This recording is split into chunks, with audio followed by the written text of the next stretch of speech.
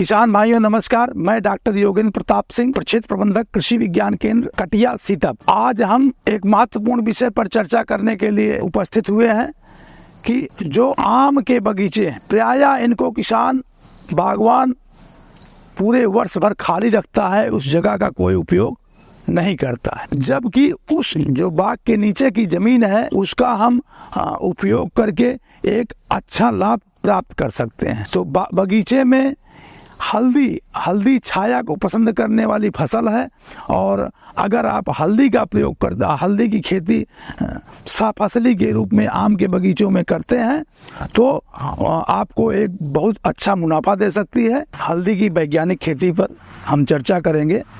तो हल्दी आदिकाल से ही बहुत ही महत्वपूर्ण फसल है, और धार्मिक दृष्टि से ऐसा कोई आप पूजा का अवसर नहीं देखेंगे, कोई धर्म का उत्सव नहीं पाएंगे जहां हल्दी का प्रयोग न होता हो।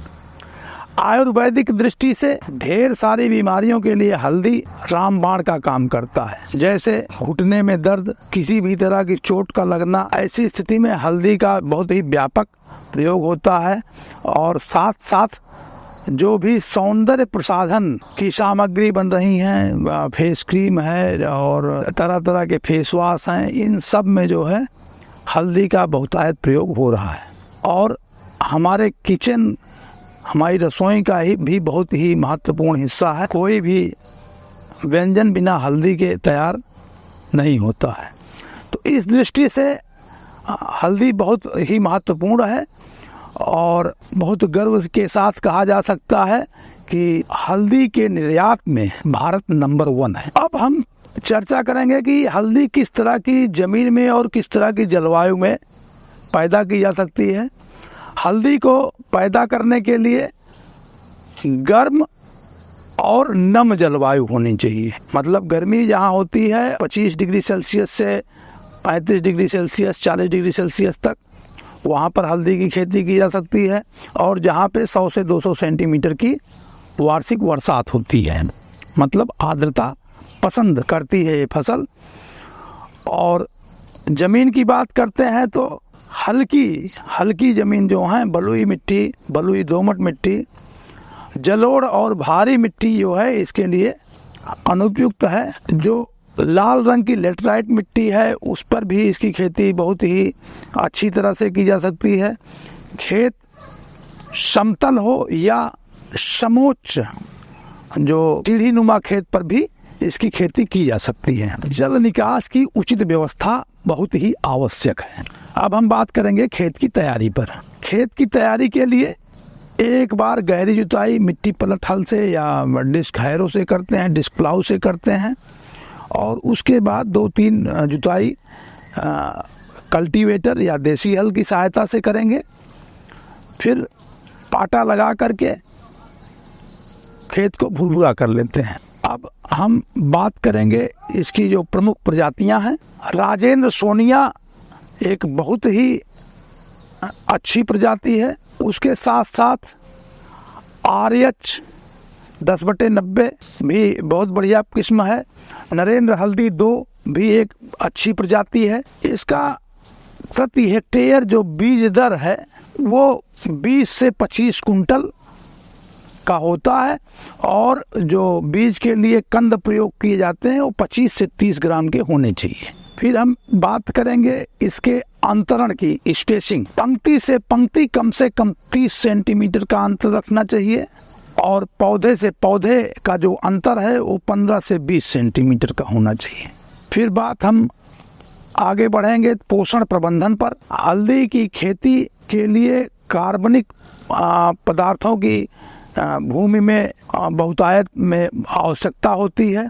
तो इसके लिए खेत की तैयारी से 15-20 दिन पहले 100 कुंटल FYM या कंपोस्ट, सड़ी गोबर की खाद प्रति हेक्टेयर की दर से मिला देते हैं।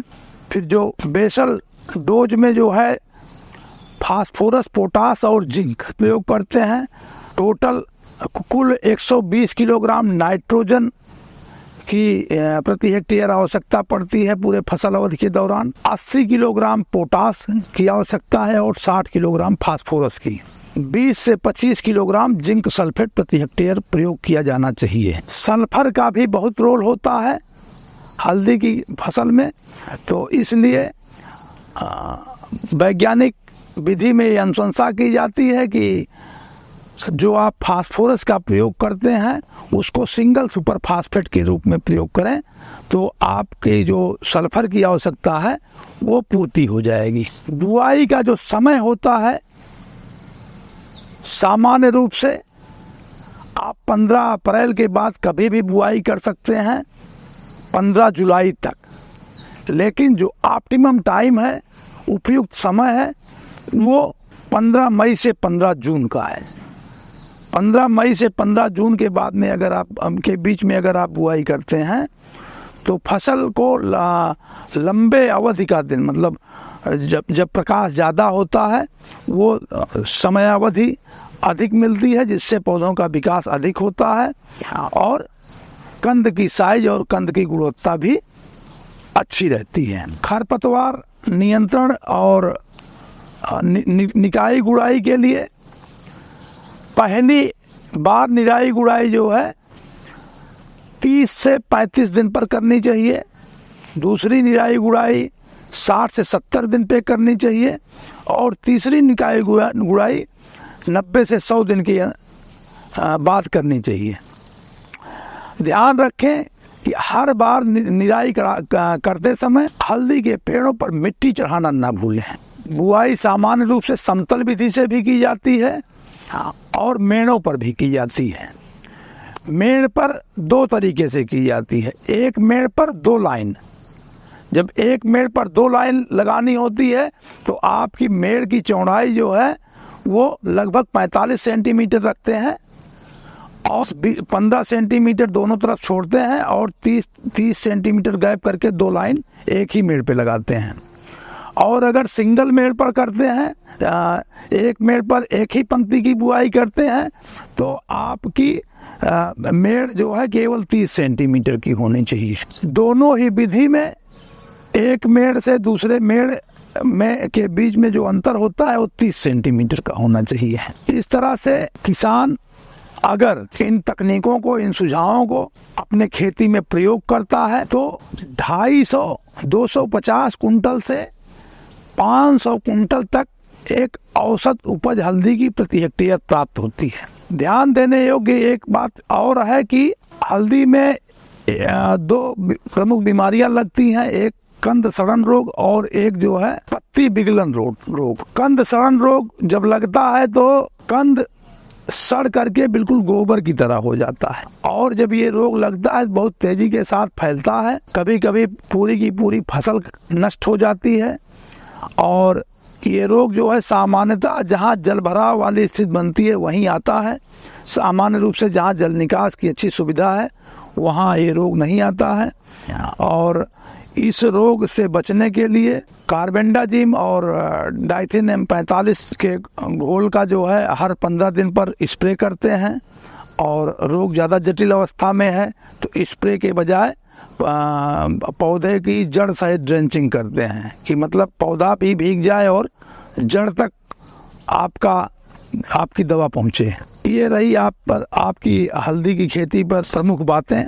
और आपको अधिक जानकारी लेना है तो आप कमेंट बॉक्स में अपने प्रश्न पूछ सकते हैं, जिज्ञासा पूछ सकते हैं और उसका जो है हम पुनः जवाब देंगे। इसी के साथ साथ मैं अपना परिचय दे दूं, मैं कृषि विज्ञान केंद्र कटिया सीतापुर में प्रक्षेत्र प्रबंधक के पद पर कार्य करता हूं और मेरा मोबाइल नंबर है 95 65 92 96 86। 95 65 92 96 86। किसी भी तरह की हल्दी की खेती के बारे में अगर आपको कोई भी जिज्ञासा है तो आप हमसे संपर्क सीधे कर सकते हैं या कमेंट बॉक्स में आप अपना प्रश्न छोड़ दें और उसका उत्तर हमारे द्वारा दिया जाएगा।